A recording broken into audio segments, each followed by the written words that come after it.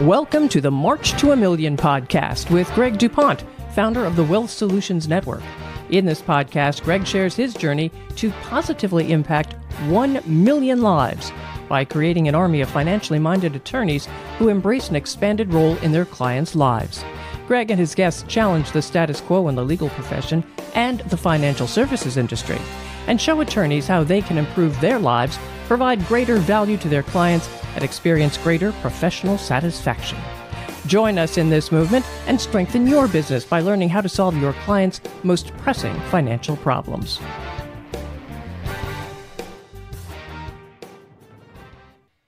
Hello and welcome to another March to a Million podcast with Greg DuPont. Today, we're talking about the fourth pillar, and we're going to talk today about wealth accumulation. Now, these are the 6 pillars of financial advocacy. This is all part of the program that Greg is offering to all of you. So, Greg, what are we talking about today, and what does wealth accumulation mean? Where do we begin?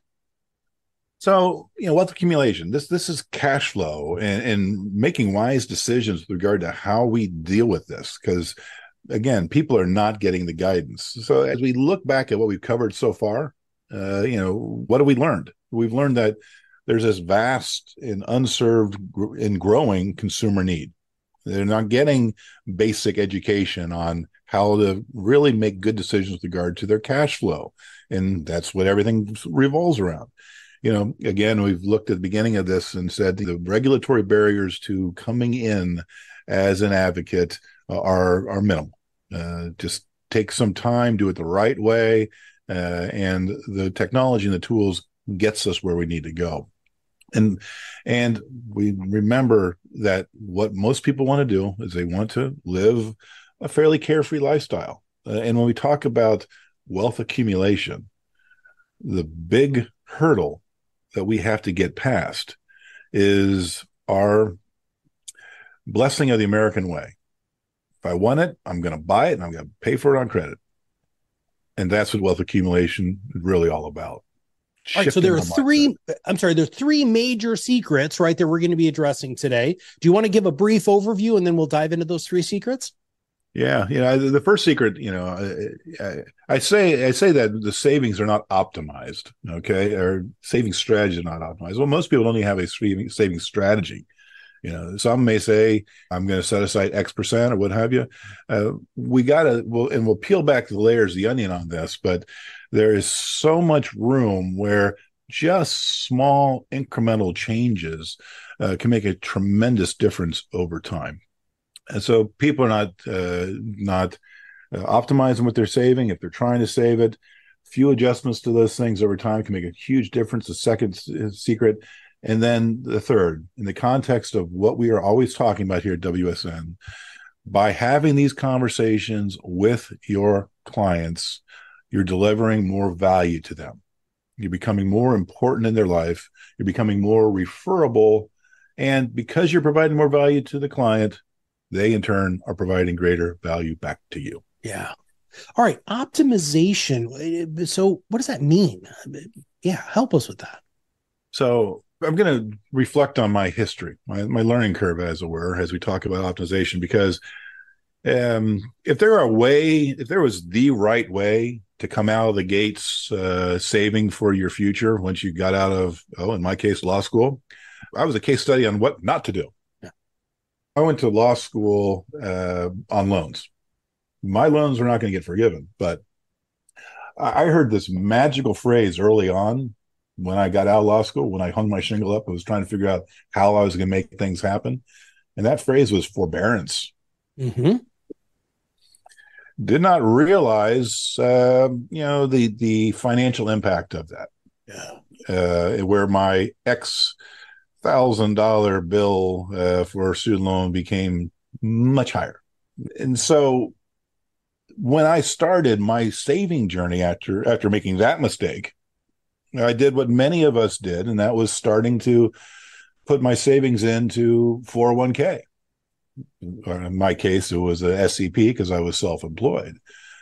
And like many Americans, that's where my savings energy went because I didn't want to pay any more taxes than I had to. And again, as self-employed, that's a pretty painful nut to crack.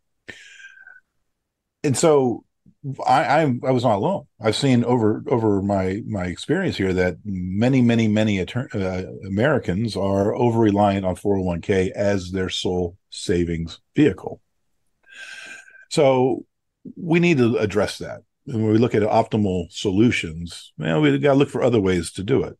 I've also seen, when people are thinking about saving for college and those type of things, that there is the path of the 529, which many people do, but most people don't, and they don't have a optimized path forward. So what we're talking about is how do we use our limited cash flow and make good value decisions on where it goes. Again, we're not getting this type of guidance elsewhere. Okay. All right. So where do you go, dude? Like, it's not being optimized the way that it is. I mean, I don't know if that's the level of specificity that you want to get on today's show, but can you give us a little bit of a highlight on where optimization actually happens? Yeah. I like to look at the Bureau of Labor Statistics as a starting point for this. Okay. I wasn't expecting I'm sure you that's to exactly say that, but exactly what you expected me to say, right? According to the Bureau of Labor Statistics, for an average American of their lifetime income, 40% of that's going to go to some form of taxes. 25% of it is going to go to supporting the lifestyle. 25% of it is going to go to servicing debt, leaving only 10% for savings. And when you go out to the financial advisory world writ large, everybody's fighting over the 10%. And they're saying, I can do this a little better. I can do this a little better. This is my magic. That guy can't do anything. It's all malarkey because they're all fighting over a small piece of the pie. Yeah. And adding marginal benefit in many cases. Mm-hmm. So as an advocate, and looking at true cash flow management, if we can expand and take away some of the taxes, we can expand and take away some of the debt, then we can really make huge progress down the road. Yeah. So we've got to start flipping the tables on debt and taxes. Gotcha. Well, what else should I be asking you about secret number one? We'll talk about that over reliance on 401k. Okay. Because, again, I always think about young Greg or just young people getting started. When we're thinking about doing what's right, thinking about saving, most young professionals start with the 401k. Yep. At a point in their life where their income is lower than it will be. So the marginal tax savings early on in life for putting that money in 401k is de minimis, especially in comparison to the tax bill that gets built up over time for that little bit of tax savings you have at the front end. So when we're looking at trying to develop a optimized savings plan, we have to look outside of 401k. We have to look into alternative investment. We have to start our own brokerage account. We have to start our own savings account, a bank account, for God's sake. Nowadays, we're paying 4%. Everything old is new again, right? Because once we end up in that tax trap, getting out of it at the tail end of your career can be very painful. All right. So you just previewed this a few minutes ago, talking about how if you change this percentage and you change this percentage, that can actually make huge impact, which is really secret number two. So let's talk about that. So when again, starting with the belief, one man's belief, I do believe it's almost certainty about interest rates and tax rates going up in the future. So what people don't understand is when we have our bucket of money that we're pulling off of in retirement, Well, if we have a 5-6% increase in our rate of taxation, the erosion of our bucket of money becomes exponential. So we have to be thinking in the front of how do we reposition, maybe in this tail end of our savings journey, how do we best save for that? And I'll get into the math of that in just a minute here. But I kind of want to double back because I didn't drive home the point with regard to debt, because it really is the silent killer of our savings.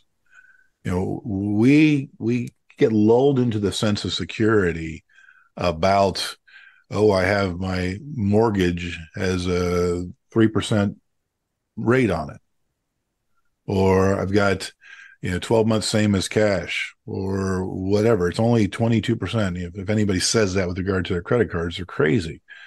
Because what people don't realize is the effective interest cost in their payments to all of these people. Have you ever looked at your mortgage statement and seen what your last payment, how much it went to principal and how much it went to interest? I have. It doesn't make me very happy. And where is it written that it makes sense that 90% of the payment on your monthly payment to the mortgage company is going to their profit, not to paying down your obligation? And that's the deal that we have made with amortization. And as inflation is increasing the cost of owning a home, it's exacerbating the impact of that as well. And so we've got to re-educate people to get them on the right side of compound interest. Because when we do that, then through the techniques that we teach in the pillar education module on this, we can have the impact of shaving decades off of a mortgage and saving hundreds of thousands of dollars of interest and accumulating money at the same time. There are very powerful ways to get out of that debt problem. So now you get on to that 25% that was going to debt. Now we can put that to savings. And that's when we really start accumulating wealth. Gotcha. All right. So we backstep there to talk a little bit more about secret number one. So let's talk about those adjustments. You just walked us right into this secret number two with the adjustments. How does one make adjustments that can yield such a huge benefit when it comes to accumulation? So there are a couple of ways.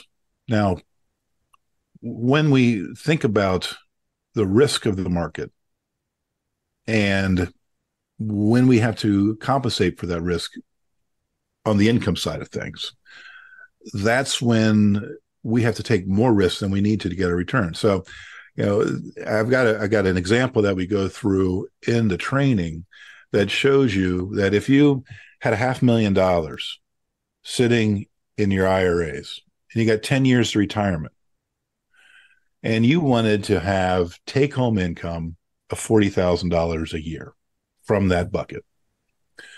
So you have two options. You can continue to save in a taxable environment, or you can do it with after-tax money. If you're doing that in a pre-tax environment, you need to have about 11% rate of return for 10 years on a $15,000 a year contribution to accumulate enough money after taxes to get that $40,000 in your pocket. So, Matt, you pay attention to a lot of stuff. Do you think that a 10% rate of return over the next 10 years is, on an annual average, is something that...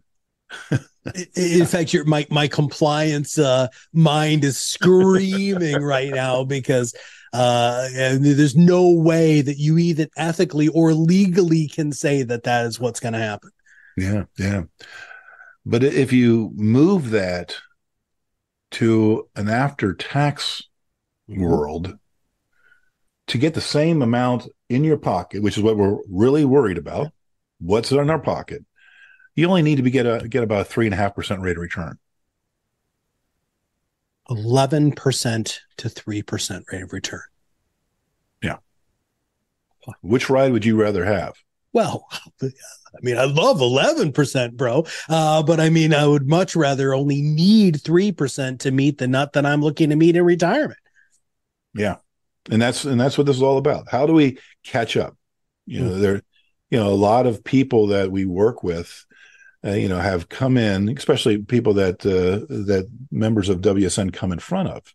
They've gotten through the phase where they've taken their kids in school and they're gotten through there and they're sitting there in their mid 50s going, my God, I got 10 years until I retire. I don't know what the heck to do. Yep. And again, that little shift of mindset from a pre-tax to an after-tax environment can bring peace of mind right there.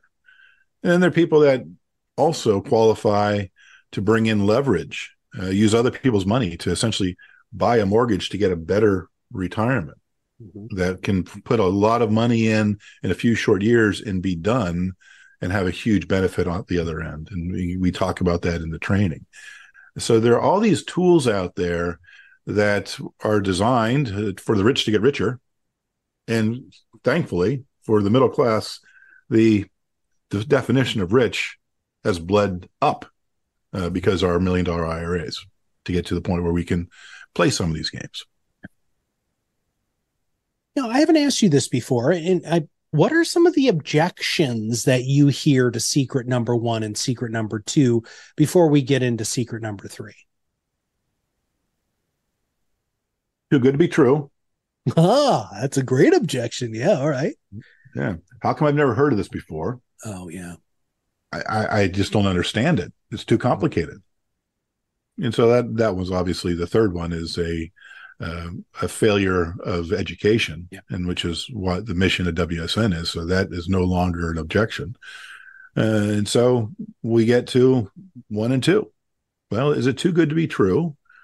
No, we'll show you how this all works out. And mathematically, we all know that the financial industry is not designed to lose money. They're doing quite fine out of these deals, They are, but it does work.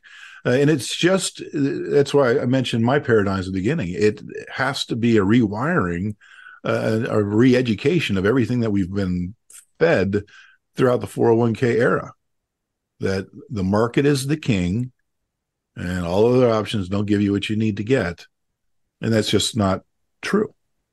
And it's all designed to be able to have you put more money at risk in the market so that they make their money, or whether or not you get your obligation, you meet your goals that you're looking for.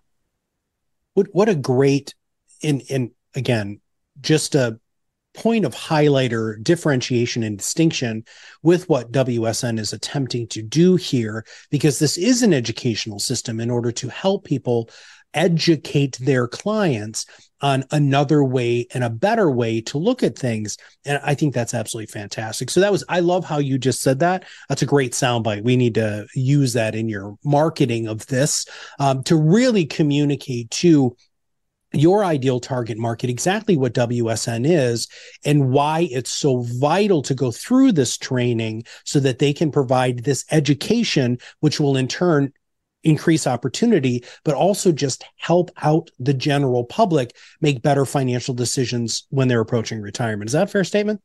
Absolutely. We are the last line of defense for many of these people, because again, you got your money with your 401k provider. The guy there is not going to talk to you about solutions that are not on his platform. Most people have access, if they have life insurance, they have access to captive agents or other people that don't really know the full spectrum of options out there. They know what they know. They just don't know what they don't know. And these tools, I was 7-8 years into my journey of becoming a financial advisor until I found some of these tools.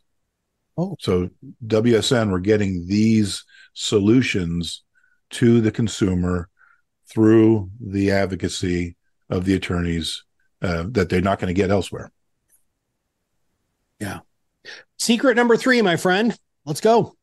Secret number 3 is there are so many opportunities right there in the people that you're meeting every day to bring some of these values into play.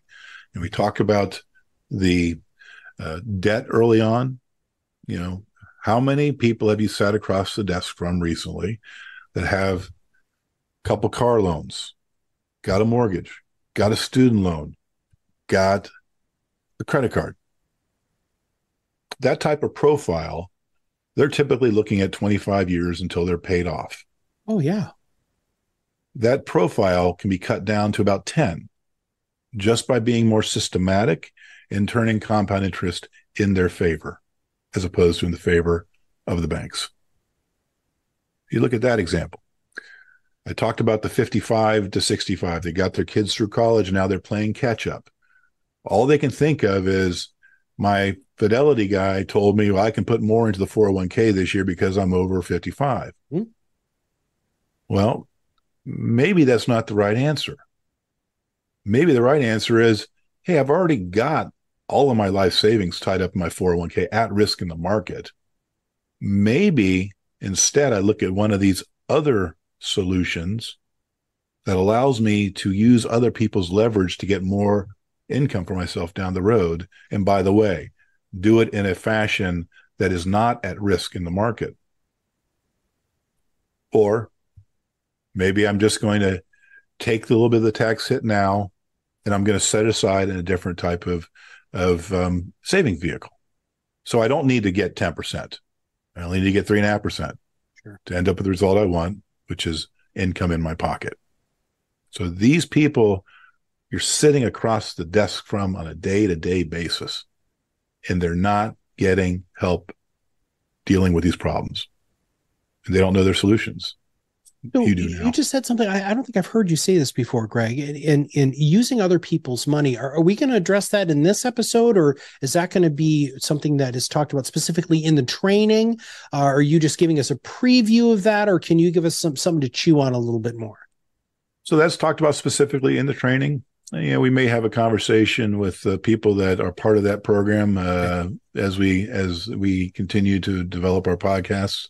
But yeah, that is covered in more depth in the training that we started with the pillars. And you know, as we kind of jump sequence here and had an episode that will be released right before this, where we went into our training for the long-term care and how that is a way for people to add instant impact to their practice.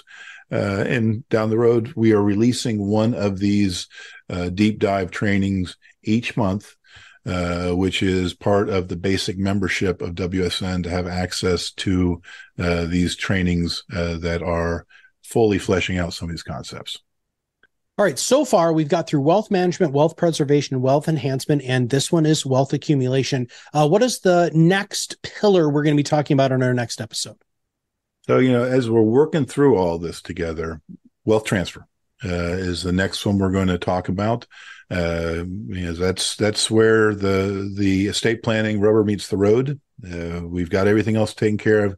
Now, how do we set things on a path to go to the next generation as tax efficiently and potentially leveraged as possible? Most of the people that we talk to know the legal structures, but there's some tricks of the financial advisory and insurance trade that I was ignorant to. And I'm going to presume that many estate planning attorneys are ignorant to it as well. We're going to change that. If somebody wants to know more about how they can join WSN, what's the best place for them to go? Yeah, right now, as we are on this crusade to establish our first founders class, as it were, between now and the end of the year, the best place is to reach out to me directly. I'm available through LinkedIn, or you can reach me by email, greg@dandblaw.com. That's D as in dog and the B as in boy, law.com. And feel free to also reach out and call me on the cell phone, 614-531-7524, 614-531-7524. I probably won't answer it, but I will return it. Well, and somebody might be listening to this 2 years from now, and so we'll make sure that number is going to be answered, because you're going to have a team to support this, bro. I have a feeling there's been a lot of people are going to join WSN. All right, Greg. Well, I thank you very much for covering this whole idea of wealth accumulation. Wealth transfer is going to be the next one, which is really kind of the happy place for a lot of the listeners that we already have right now. This is something that they're familiar with, but there are going to be some gaps that you're going to be talking about that can really create not only great opportunities for you as the attorney, but also great opportunities to make your clients even more whole. Anything else you want to say before we wrap up? As always, Matt, it's a pleasure to chat with you. And it is a pleasure to chat with you too. Listen, we're going to have links and all of that contact information in the show notes. So if you have any questions, just make sure that you go there. But if not, for Greg, this is Matt, and we'll see you on the other side of the mic for Wealth Transfer on our next episode with the 6 pillars of financial advocacy. Thanks very much. Thank you for listening to the March to a Million podcast. Click the follow button to be notified when new episodes become available, and get in touch with our team by visiting our website at www.wealthsolutionsgroup.biz, or give us a call at 614-432-8065. The information covered and posted represents the views and opinions of the guest and does not necessarily represent the views or opinions of Wealth Solutions Network. The content has been made available for informational and educational purposes only. The content is not intended to be a substitute for professional investing advice. Always seek the advice from qualified financial service providers with any questions you may have.